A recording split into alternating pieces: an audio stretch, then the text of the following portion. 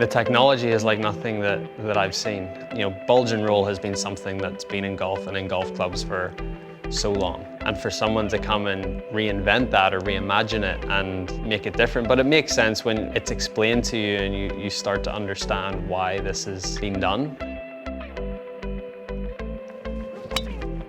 I'll always ask why, like, okay, well, why have you done this? What's going to make this better? Why is this going to make the ball fly straighter? So to see the technology in practice and see the numbers on TrackMan or the ball flight and say, okay, I hit that a little further out of the heel and it still went pretty straight, or I had a couple of shots out there that I took my M2 driver and I missed it by 4 millimeters in the heel, but it went 6 yards offline, where I miss the M3 8 millimeters off the heel, but it only goes 3 yards offline. So it seems like even a worse miss, it still results in a better shot.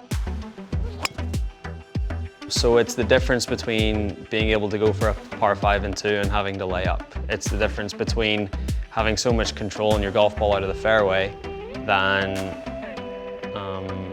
being in the rough and maybe not being able to go for a pin or having to play safe. 3 yards doesn't sound like much, but it makes a huge difference, especially out on tour when the rough is thick and you're penalized for every little thing that you might hit one offline.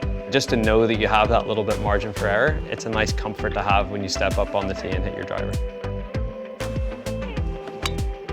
It's going to improve everyone's game, not just mine, not just the top players in the world, but all the way down to the guys that don't get the time to practice that much and only play once a week or whatever it is. They're not going to be as consistent and hit the ball out of the middle of the club face every time, so they need all the help they can get.